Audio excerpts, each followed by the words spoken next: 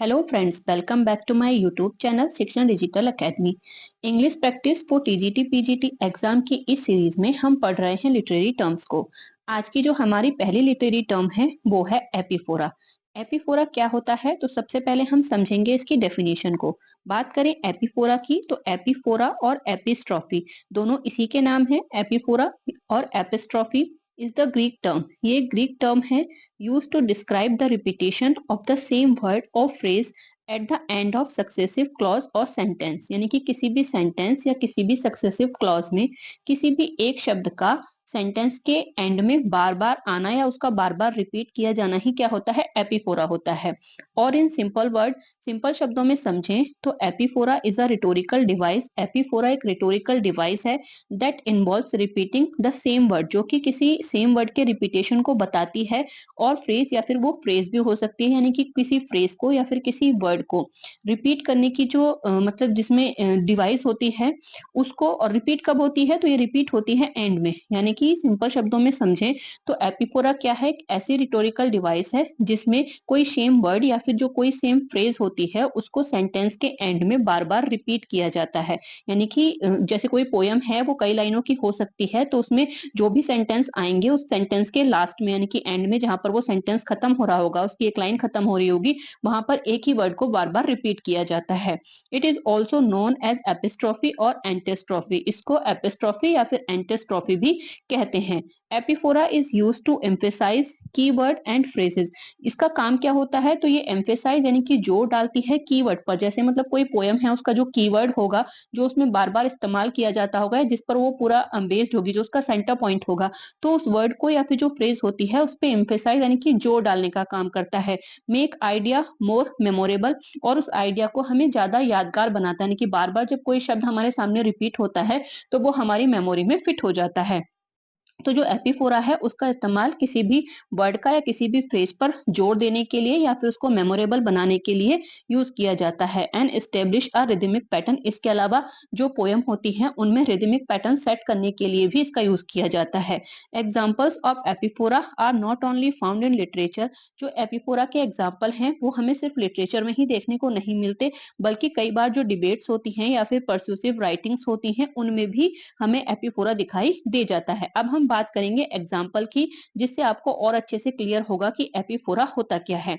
तो इन Abraham Lincoln's जो Gettysburg address था, यानी कि अब्राहम लिंकन ने जो अपना एक भाषण दिया था, उसमें लिंकन ने एक शब्द को बार बार रिपीट किया था, और वो शब्द क्या था, द पीपल। अब्राहम लिंकन के बारे में और ये जो उनके शब्द थे इनके बारे में आप सभी जानते होंगे। तो जो ये इनकी स्पीच थी, इसमें एक शब्द को जो इनकी मतलब कहें कि जो स्पीच थी उसमें जो एक शब्द है द पीपल, वो बार बार रिपीट किया गया है। अब वो जो स्पीच थी वो क्या है, उसको यहाँ पर देख लेते हैं, जिससे आप सभी परिचित होंगे। जैसे कि उन्होंने कहा था कि जो गवर्नमेंट है, गवर्नमेंट क्या है, गवर्नमेंट ऑफ द पीपल, यानी कि बाय द पीपल और फॉर द पीपल। यानी कि गवर्नमेंट की इन्होंने परिभाषा दी थी कि जो गवर्नमेंट है वो क्या है, सरकार है, किसके लिए, लोगों के लिए, लोगों के द्वारा, और लोगों की ही सरकार है, लोगों के द्वारा है और उन्हीं के लिए है। यानी कि लोगों के द्वारा, लोगों के लिए और लोगों की सरकार है। तो ये उन्होंने जो एक ही वर्ड है the people, the people, the people, ये तीनों लाइनों में क्या हो रहा है, रिपीट हो रहा है। तो यहाँ पर जो ये एग्जाम्पल है ये एपीफोरा का एग्जाम्पल है। This emphasize the idea that the government is closely connected to the people। यानी कि यहाँ पर बार बार इस टर्म का जो इस्तेमाल किया गया है वो इसलिए, यानी कि ये इस बात पर जोर डालने के लिए किया गया है कि जो गवर्नमेंट है वो लोगों से कितनी ज्यादा कनेक्टेड है, क्योंकि वो लोगों की ही है, लोगों के द्वारा ही है और लोगों के लिए ही है। तो मतलब वो लोगों से बहुत ज्यादा कनेक्टेड है, इस बात पर जोर डालने के लिए एक ही शब्द का इस्तेमाल बार बार किया गया है। तो यही एपीफोरा है। The opposite of epiphora is anaphora. अब बात करें इसके अपोजिट वर्ड की, तो एपीफोरा का जो अपोजिट होता है वो होता है एनाफोरा। जब हमने ए से जो टर्म थे, लिटरेरी टर्म वो किए थे, तो वहां पर हमने इसको देखा था। तो जो एनाफोरा है वो एपीफोरा का अपोजिट होता है। अब जो एनाफोरा होता है इसमें क्या होता है, अब ये जब ये अपोजिट है इसका, तो जैसे हम एपीफोरा में किसी भी जो क्लॉज है या कोई भी जो वर्ड है उसको सेंटेंस के लास्ट में यूज कर रहे हैं, तो जो एनाफोरा है उसमें कोई भी वर्ड या जो क्लॉज होगा वो सेंटेंस के शुरू में इस्तेमाल किया जाएगा। which is the repetition of word or phrases at the beginning of successive clause or sentence। यानी कि इसमें, यानी कि जो एनाफोरा है इसमें क्या है, कोई भी वर्ड या जो क्लॉज होगा वो सेंटेंस की शुरुआत में बार बार बार रिपीट किया जाएगा। जैसे कि यहाँ पर एग्जाम्पल है, every day, every night, in every way I am getting better and better. यानी कि यहाँ पे ये जो एवरी है तो ये शुरुआत में कई बार रिपीट किया गया, जैसे एवरी डे है, फिर एवरी नाइट है, एवरी वे है। तो यहाँ पे जो एवरी शब्द है ये कई बार रिपीट किया गया है, इसलिए यहाँ पर क्या है, ये एनाफोरा है।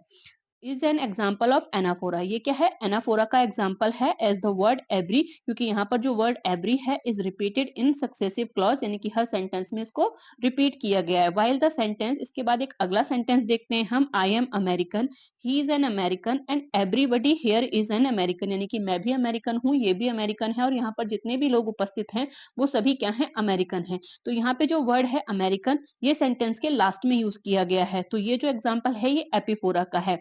exhibits epiphora at the repetition in the last part of the successive clause। यानी कि ये हर क्लॉज के लास्ट में, जो पूरा सेंटेंस है इसमें जो भी क्लॉज हैं उनके लास्ट में यूज किया गया है। तो जब हम लास्ट में यूज करते हैं तो वो एपिफोरा होता है। ई से भी आप समझ सकते हैं कि वो एंड में आ रहा है, यानी कि एपिफोरा एंड में रिपीटेशन होता है, और जो एनाफोरा होता है वो शुरुआत में रिपीटेशन होता है। इसमें मतलब जो सेंटेंस होता है या फिर जो क्लॉजेस होते हैं उसमें किसी वर्ड का रिपीटेशन दोनों में ही किया जाता है, एक में शुरुआत में किया जाता है और एक में एंड में किया जाता है। अब यहाँ पर एक बहुत ही इंपॉर्टेंट नोट है, उसको हम पहले देखेंगे। मतलब क्या है कि जब किसी भी सेंटेंस में एनाफोरा और जो एपिफोरा है उसको एक साथ यूज कर लिया जाता है, मतलब कोई सेंटेंस ऐसा है जिसमें शुरुआत में भी किसी वर्ड का रिपीटेशन हो रहा है और उसके एंड में भी किसी शब्द का रिपीटेशन, मतलब जो सेम शब्द है उसी का रिपीटेशन हो रहा है। तो जब एनाफोरा और एपिफोरा हमें एक साथ देखने को मिलते हैं किसी सेंटेंस में, तो वो जो स्थिति होती है या फिर वो जो सेंटेंस होता है वो सिंप्लॉस कहलाता है। सिंप्लॉस में क्या होता है, तो symploce is a rhetorical device that involves repeating a word or phrase at the beginning of the multiple clauses or sentence and then repeating a similar word or phrase at the end of those clauses or sentence। यानी कि एक ही शब्द का sentence की शुरुआत में भी use किया जाता है और फिर उसी शब्द का सेंटेंस का जो लास्ट होता है उसमें उसका यूज किया जाता है। तो ऐसी जो स्थिति होती है, ऐसा जो सेंटेंस होता है वो सिंप्लॉस कहलाता है, जिसमें दोनों का ही एक साथ इस्तेमाल किया जाता है। अब हम आगे देखते हैं, जो हमारा अगला लिटरेरी टर्म है वो है एपिटफ। बात करें एपिटफ की, तो एपिटफ क्या है, वर्ड इंस्क्राइब्ड ऑन टॉम्ब। यानी कि जो भी किसी की टॉम्ब होती है, टॉम्ब मतलब जो कब्र होती है, उस पर जो शब्द उकेरे जाते हैं उनको एपिटफ कहते हैं। The phrase epitaph comes from the Greek. ये भी क्या है, ग्रीक फ्रेज है। एपी जो कि आई है एपिटियस से, मीनिंग फ्यूनरल ओरेटेशन। यानी कि जो जैसे किसी व्यक्ति की जब मृत्यु हो जाती है तो उस समय जो उसकी जो कब्र बनाई जाती है उस पर जो शब्द उकेरे जाते हैं, उस पर जो शब्द लिखे जाते हैं वो एपिटफ कहलाते हैं। And epitaph is a short statement. Epitaph क्या है, एक शॉर्ट स्टेटमेंट होता है, क्योंकि जो भी कब्र होती है या कब्र पे जो पीछे की साइड पत्थर लगा होता है उस पर वो छोटा ही होता है, तो उस पर लिखने के लिए जो स्टेटमेंट चाहिए वो छोटा ही चाहिए। तो एन एपिटफ क्या है, शॉर्ट स्टेटमेंट होती है अबाउट अ डिकेज्ड पर्सन। यानी कि जिस व्यक्ति की मृत्यु हो चुकी है उसके लिए होता है। ऑफन कार्व्ड ऑन हिज और हर टॉम्ब स्टोन, यानी कि उसका जो टॉम्ब स्टोन होता है उस पर ये लिखी जाती है। एपिटफ्स कैन बी पोइटिक। एपिटफ जो है वो पोइटिक हो सकता है, समटाइम्स रिटन बाय पोएट्स और ऑथर्स देमसेल्फ बिफोर डाइंग। और कभी कभी क्या होता है, जो ये एपिटफ होता है, जो भी पोएट्स या ऑथर वगैरह होते हैं वो मरने से पहले अपनी कब्र के लिए एपिटफ को लिखवा लेते हैं या लिख लेते हैं खुद से, कि जब उनकी मृत्यु होगी तो उनकी जो टॉम्ब होगी उस पर इसको लिखा जाए। एग्जाम्पल की बात करें तो the death is a golden key that opens the place of eternity. यानी कि ये जो है कि मृत्यु ऐसा दरवाजा है जो हमारे लिए स्वर्ग के दरवाजे खोलता है। मृत्यु मतलब एक ऐसी घटना है जो हमारे लिए स्वर्ग के दरवाजे खोलती है। तो ये जो एपिटैफ है ये हमें पैराडाइज लॉस्ट में मिलता है, जो कि जॉन मिल्टन का है। तो मतलब कहने का ये है कि जॉन मिल्टन ने लिखा है कि मतलब ये जो लाइन है कोई भी व्यक्ति अपनी जो टॉम्ब होती है उस पर लिखवा सकता है, लेकिन ये जॉन मिल्टन की कब्र पर नहीं है। इस बात को आप ध्यान रखेंगे। आगे हम एक और नोट है उसको यहाँ पर देख लेते हैं। तो बहुत सारे पोएट्स ऐसे हैं, many poets and authors have written their epitaphs prior to their death. यानी कि अपने मरने से पहले ही बहुत सारे ऑथर्स ऐसे हैं जिन्होंने अपने लिए एपिटैफ लिखा है, जैसे कि विलियम शेक्सपियर हैं, सिल्विया प्लाथ है, ऑस्कर वाइल्ड है और जॉन कीट्स हैं। ये ऐसे राइटर या पोएट्स हम इनको कह सकते हैं जिन्होंने अपने मरने से पहले ही अपनी जो कब्र है उसके लिए एपिटैफ लिखे हुए हैं। यहाँ पर हम देखेंगे जो विलियम शेक्सपियर का एपिटैफ है वो क्या है, जो उनकी कब्र पर लिखा हुआ है। तो उनकी कब्र पर लिखा हुआ है, good friend for Jesus sake forbear to dig the dust enclosed here, blessed be the man that spares these stone and cursed be the cursed be that he moves my bones, यानी कि उन्होंने अपनी जो कब्र है उस पर लिखवाया है कि मतलब जो जीसस हैं वो क्या करें, अगर कोई व्यक्ति उनकी जो कब्र है उसकी मिट्टी को या उसकी जो स्टोन है उनको खोदता है तो वो उनको क्या करे, श्राप दे, और अगर कोई उसकी देखभाल करता है, उसकी रक्षा करता है तो वो उसको वरदान दे। इस तरह का जो एपिटैफ है वो उन्होंने अपनी जो टॉम्ब है उस पर लिखवाया हुआ है। This is an epitaph for the famous poet और प्लेराइट विलियम शेक्सपियर। ये जो एपिटैफ है ये विलियम शेक्सपियर की टॉम्ब पर लिखा हुआ है। अब यहाँ पर हम एक डिफरेंस देखेंगे जो कि एपिटफ और यूलोजी में है, क्योंकि दोनों ही क्या है, दोनों ही किसी व्यक्ति की मृत्यु से ही संबंधित हैं, तो दोनों में अंतर क्या होता है उसको देखेंगे। An epitaph and eulogy have a similar function, क्योंकि दोनों का सेम काम होता है, that is to pay tribute to a dead person, जो कि किसी मरे हुए पर्सन को ट्रिब्यूट देना दोनों का काम है। However both are also different, लेकिन कुछ डिफरेंस भी है दोनों में, क्योंकि an epitaph is a brief and concise commemorative inscription engraved on the tombstone of a dead person। जो एपिटैफ है वो किसी मृत व्यक्ति की जो टॉम्बस्टोन होती है उस पर लिखा हुआ कोई इंस्क्रिप्शन हो सकता है।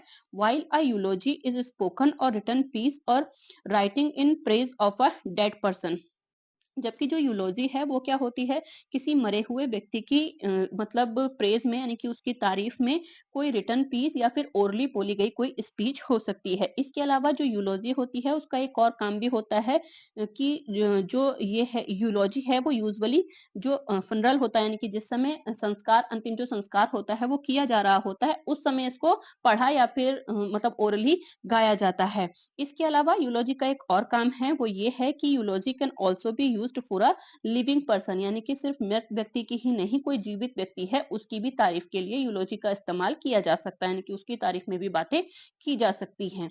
अगला जो हमारा लिटरेरी टर्म है वो है एपिथेलेमियन। एपिथेलेमियन क्या होता है? An epithalamion is a poem, song or speech that celebrates a marriage and a praise of couple। यानी कि ये क्या है, जो मैरिज होती है उनको सेलिब्रेट करने के लिए जो स्पीच, सॉन्ग या फिर जो पोयम होते हैं वो होते हैं, उनको एपिथेलेमियन कहते हैं। The word epithalamion comes from the Greek word epi, जो कि ग्रीक शब्द है उससे आया है, जिसमें जो ये है दो शब्दों से मिलकर बना है। एक तो है एपी जिसका अर्थ होता है अपॉन, यानी कि किसी के ऊपर, और जो थैलेमस का मीनिंग होता है वो होता है ब्राइट, ब्राइडल चैम्बर, यानी कि ब्राइडल चैम्बर के ऊपर जो सॉन्ग बनाए जाते हैं उनको एपिथेलेमियन कहते हैं। Sir Philip Sidney wrote his first English epithalamion in about 1580। जो सर फिलिप सिडनी थे उन्होंने इसको पहली बार 1580 में लिखा था। उसके बाद जो एडमंड स्पेंसर हैं उन्होंने जो उनका एक ग्रेट लिरिक है जिसका नाम ही एपिथेलेमियन है, a celebration of his on marriage on their wedding day in 1594। जो एडमंड स्पेंसर हैं उन्होंने अपनी शादी वाले दिन अपनी ही शादी के सेलिब्रेशन के ऊपर जो एक पोयम या फिर कहें कि जो लिरिक लिखा था उसका नाम भी एपिथेलेमियन ही है। यानी कि एपिथेलेमियन का मतलब होता है कि शादी के अवसर पर गाए जाने वाले जो मतलब गाने होते हैं या कोई पोयम होती है उसको बोलते हैं। अगला जो हमारा लिटरेरी टर्म है वो है एपिथेट। बात करें एपिथेट की तो इसे आप विशेषण भी कह सकते हैं। जैसे हम एडजेक्टिव पढ़ते हैं तो एपिथेट भी एक तरह का एडजेक्टिव ही होता है। डिस्क्राइबिंग वर्ड ऑफ फ्रेज, यानी कि ये भी क्या है, एक डिस्क्राइबिंग वर्ड है। जैसे हम एडजेक्टिव को डिस्क्राइबिंग वर्ड कहते हैं तो वैसे ही एपिथेट होता है। और अ शॉर्ट ऑफ एडजेक्टिव, यानी कि एडजेक्टिव का ही एक प्रकार होता है। An epithet is a descriptive word of phrase that can be used in place or along with a person, place or things name, यानी कि किसी पर्सन, किसी प्लेस या फिर किसी थिंग्स, किसी चीज के नाम के साथ या फिर मतलब उसकी विशेषता बताने के लिए इसका इस्तेमाल किया जा सकता है। Epithet can be used to highlight specific qualities and make description more vivid and memorable, especially in order to say something good और बैड अबाउट समबडी और समथिंग, यानी कि किसी भी व्यक्ति या किसी भी वस्तु के बारे में कोई भी और ज्यादा जानकारी देने के लिए या उसका पूरा और उसको और अच्छे से डिस्क्राइब करने के लिए जिन शब्दों का इस्तेमाल किया जाता है वो एपिथेट कहलाते हैं। It's often used as a literary device to highlight specific traits और attribute। इसको literary device की तरह इस्तेमाल किया जाता है जब हमें किसी व्यक्ति, किसी वस्तु की क्या होती है, कुछ जो विशेषताएं होती हैं या फिर जो कुछ उनके गुण होते हैं उनको हाईलाइट करना होता है। एडिंग डेप्थ टू कैरेक्टराइजेशन और डिस्क्रिप्शन, जब हमें उनका और गहरा डिस्क्रिप्शन देना होता है। जैसे एग्जाम्पल की बात करें तो यहाँ पर कुछ एग्जाम्पल हैं एपिथेट के। जैसे कि कोई भी व्यक्ति है उसको अगर हम कहें कि calling someone Alexander the great, यानी कि जो अलेक्जेंडर द ग्रेट था उसने क्या किया था, लगभग पूरी दुनिया को जीत लिया था। तो अगर हम किसी व्यक्ति की जो उसके अंदर जीतने की जो क्वालिटी है उसको डिस्क्राइब करना चाहें तो उसके लिए हम उसको अलेक्जेंडर द ग्रेट बोल सकते हैं। यानी कि ये किसी की जो ग्रेटनेस है उसको एम्फेसाइज करता है। तो ये जो अलेक्जेंडर द ग्रेट है ये एक तरह से एपिथेट का इस्तेमाल मतलब की जगह कार्य करता है। इसके अलावा भी कुछ और एग्जाम्पल होते हैं जिनका एपिथेट की जगह इस्तेमाल किया जाता है, कि एपिथेट के जैसे इस्तेमाल किया जाता है। जैसे कि कुछ हिस्टोरिकल राइटिंग्स हो सकती हैं, जैसे कि the terrible, the great, the bold, यानी कि किसी भी व्यक्ति को बहुत ही ज्यादा कोई भी जो इम्पोर्टेंट हिस्टोरिकल फिगर्स होती हैं उनकी महानता को दिखाने के लिए, उनकी बहादुरी को दिखाने के लिए क्या इन शब्दों का इस्तेमाल किया जा सकता है। तो जब किसी भी व्यक्ति या किसी भी चीज के आगे ऐसे शब्दों का इस्तेमाल किया जाता है जो कि उसकी विशेषता को और बढ़ा देते हैं या उन पर जोर डालते हैं तो वही एपिथेट होते हैं। इसके अलावा लिटरेचर की बात करें तो लिटरेचर में the Iliad, Homer use the epithet cloud gathering juice, यानी कि यहाँ पर जो इलियड है, होमर का एक वर्क है इलियड, उसमें उन्होंने एक एपिथेट का इस्तेमाल किया है क्लाउड गैदरिंग ज्यूस, जो कि क्या करता है, develop the character of juice, जो कि जो ज्यूस होते हैं, जो यहूदी होते हैं, उनके कैरेक्टर को डिफाइन करता है। इसके अलावा पब्लिक स्पीकिंग की बात करें कि कभी जब हम बातचीत करते हैं तो उसमें भी हम इस तरह की जो एपिथेट होते हैं उनका इस्तेमाल करते हैं। जैसे मतलब किसी के ऊपर भाषण दे रहे हैं और उसमें किसी व्यक्ति का नाम ले रहे हैं, तो जैसे the father of his country, यानी कि जैसे कभी अगर हम महात्मा गांधी की बात करें तो हम उनको बोलते हैं ना राष्ट्रीय पिता। तो यानी कि पूरे नेशन के पिता, यानी कि उनकी महानता बता रहे हैं कि उन्होंने पूरे राष्ट्र के लिए जो कार्य किया उसके लिए वो कितने महान है कि हम उनको एक पिता की तरह मान रहे हैं। तो the father of his country is an epithet used to describe George Washington. तो जो जॉर्ज वॉशिंगटन थे उनकी जो महानता थी उसको डिस्क्राइब करने के लिए the father of his country उनके नाम के आगे इस्तेमाल किया जाता है। इसके अलावा जो एवरीडे लैंग्वेज होती है, जब हम बातचीत करते हैं तब भी हम कुछ जो मतलब एपिथेट होते हैं उनका इस्तेमाल कर सकते हैं। The king of rock and roll is an epithet used to describe Elvis Presley, यानी कि जो एल्विस प्रेस्ली है उनके लिए इस तरह का ये जो the king of rock and roll है उस एपिथेट का इस्तेमाल किया जाता है। तो सिंपली यही है कि जो एपिथेट होते हैं वो किसी भी वस्तु या किसी भी जो व्यक्ति होता है उसकी कुछ विशेषता या फिर उसको कुछ उसके जो गुण होते हैं या उसकी जो चीजें होती हैं उनको और ज्यादा डिस्क्राइब करने के लिए यूज किए जाते हैं। अब यहाँ पर जो एपिथेट है और जो ट्रांसफर एपिथेट है, ये दो लिटरेरी टर्म होती हैं, एक होता है एपिथेट और दूसरा होता है ट्रांसफर एपिथेट। तो दोनों के बीच में क्या डिफरेंस होता है उसको हम यहाँ पर देखेंगे। An epithet is a word or phrase that describe a person or thing. जो एपिथेट है वो तो किसी जो कोई पर्सन होता है या कोई जो थिंग होती है उसको डिस्क्राइब करता है। while a transfer epithet is a figure of speech that moves an epithet from one noun to another in a sentence। जबकि जो ट्रांसफर एपिथेट है वो जिस चीज की विशेषता बतानी चाहिए उसकी विशेषता ना बताते हुए किसी दूसरी चीज की विशेषता बताता है। यानी कि नॉर्मली किसी ऐसी चीज की विशेषता जो कि वो शब्द बता ही नहीं सकता फिर भी वो उसकी विशेषता बताता है, यानी कि ट्रांसफर कर दी जाती है, जो विशेषता होती है वो ट्रांसफर कर दी जाती है, इसलिए इसको ट्रांसफर एपिथेट कहते हैं। जो एग्जांपल जब हम इसके देखेंगे तो आपको और अच्छे से ये समझ में आएगा। बात करें एपिथेट की तो a word or phrase that describe a person or thing, usually an adjective that describe a noun. यानी कि नॉर्मली हम क्या जानते हैं कि जो एडजेक्टिव होता है वो किसी नाउन की विशेषता बताता है। अब जो एग्जाम्पल है इसका वो ये है, जैसे कि अ हैप्पी पर्सन, यानी कि जो पर्सन है ये यहाँ पर नाउन है और इसकी जो विशेषता बता रहा है वो हैप्पी बता रहा है, यानी कि जो हैप्पी पर्सन है कि कोई व्यक्ति क्या है, हैप्पी है, तो व्यक्ति ही हैप्पी हो सकता है, तो यहाँ पे ये व्यक्ति की विशेषता बता रहा है। अब बात करें ट्रांसफर एपिथेट की, तो ट्रांसफर एपिथेट क्या है, ये एक तरह की फिगर ऑफ स्पीच है that moves an epithet from one noun to another in a sentence. यानी कि सेंटेंस में किसी दूसरी चीज की विशेषता बताती है जिसकी विशेषता जनरली वो नहीं बता सकती क्योंकि ऐसा पॉसिबल नहीं होता, लेकिन फिर भी जब उसकी विशेषता बताती है, मतलब जो एडजेक्टिव है या फिर कहीं जो एपिथेट है उसको ट्रांसफर कर दिया जाता है किसी दूसरे नाउन पर, तो वो ट्रांसफर एपिथेट कहलाता है। जैसे एग्जांपल करें तो हैप्पी बर्थडे, जो हैप्पी बर्थडे है इसमें ये जो विशेषता है हैप्पी, वो बर्थडे की विशेषता है। अब जो बर्थडे है वो तो हैप्पी नहीं होगा, जो मनुष्य हैं जो व्यक्ति हैं वही हैप्पी होंगे, लेकिन फिर भी हम बर्थडे के आगे हैप्पी लगा रहे हैं कि जो बर्थडे है वो हैप्पी है। तो यहाँ पर जो बर्थडे है वो ट्रांसफर कर दिया गया है, सॉरी जो हैप्पी है वो ट्रांसफर कर दिया गया है बर्थडे बर्थडे के लिए। तो ये ट्रांसफर एपिथेट है। मतलब इसमें इसकी जो पहचान करना है वो इस तरह से आप पहचान कर सकते हैं कि जो ऐसी चीज़ें जिनकी विशेषता वो शब्द बता ही नहीं सकता, अगर वो ऐसी चीज़ों की विशेषता बता रहा है जो कि उस जिनकी वो विशेषता नहीं बता सकता, तो ऐसे शब्द ऐसे जो मतलब एपिथेट होते हैं वो ही ट्रांसफर एपिथेट कहलाते हैं। जैसे हैप्पी किसी मनुष्य के काम हो सकता है, कोई मनुष्य खुश हो सकता है, कोई जो जानवर है यानी कि कुल मिला के जो लिविंग थिंग्स हैं वो हैप्पी हो सकती हैं। अब बर्थडे तो कोई लिविंग थिंग नहीं है, तो जब वो ऐसी चीज़ों की विशेषता बताता है जिनकी वो विशेषता नहीं बता सकता, तो वो ट्रांसफर एपिथेट होता है। Here are some more example of the transfer epithet. Transfer epithet के कुछ और एग्जांपल देखेंगे तो उससे आपको और अच्छे से क्लियर होगा और अच्छे से आप सेंटेंस में इनको पहचान पाएंगे। जैसे क्रूअल बार्स। अब ये क्रूअल बार्स क्या है? जो जेल की सलाखें होती हैं उनके लिए। अब क्रूअल तो इंसान ही हो सकता है या कोई जानवर है वो हो सकता है, लेकिन ये जो क्रूअल शब्द है वो किसकी विशेषता बता रहा है? बार्स की यानी कि जो सलाखें होती हैं उनकी विशेषता बता रहा है। तो इस तरह से ये एक तरह से जो मतलब नॉन लिविंग थिंग्स होती हैं उनकी विशेषता बता रहा है। तो इस तरह से ये ट्रांसफर एपिथेट है, क्योंकि जो यहाँ पर जो एपिथेट है उसको ट्रांसफर कर दिया गया है। इसके अलावा स्लीपलेस नाइट। अब स्लीपलेस नाइट, ये जो नाइट है इसकी विशेषता स्लीपलेस है, तो नाइट तो स्लीपलेस नहीं होगी, स्लीपलेस जो इंसान होगा वही होगा, यानी कि उसको ही नींद नहीं आ रही होगी। रात थोड़ी सोती और जागती है जो वो स्लीपलेस होगी, तो कोई व्यक्ति होगा, लेकिन यहाँ पर ये ट्रांसफर कर दिया गया है नाइट पर, इसलिए ये ट्रांसफर एपिथेट है। इसी तरह से सुसाइडल स्काई है। अब जो आसमान है वो तो नहीं होगा सुसाइडल, कोई व्यक्ति ही हो सकता है, तो या कोई सिचुएशन हो सकती है। इसी तरह से अनप्लीजेंट मैरिज है, यानी कि जो मैरिज है यानी कि शादी है वो तो अनप्लीजेंट नहीं होगी, जिन लोगों ने शादी करी है वो अनप्लीजेंट होंगे, यानी कि वो खुश नहीं होंगे शादी से, शादी थोड़ी ना खुश होगी। तो इस तरह से जब कोई ऐसी चीज की विशेषता कोई जो एडजेक्टिव है वो बताता है जिनकी विशेषता जनरली वो नहीं बता सकता, यानी कि वो पॉसिबल ही नहीं है, तो ऐसे जो वो एडजेक्टिव होते हैं वो ट्रांसफर एपिथेट कहलाते हैं।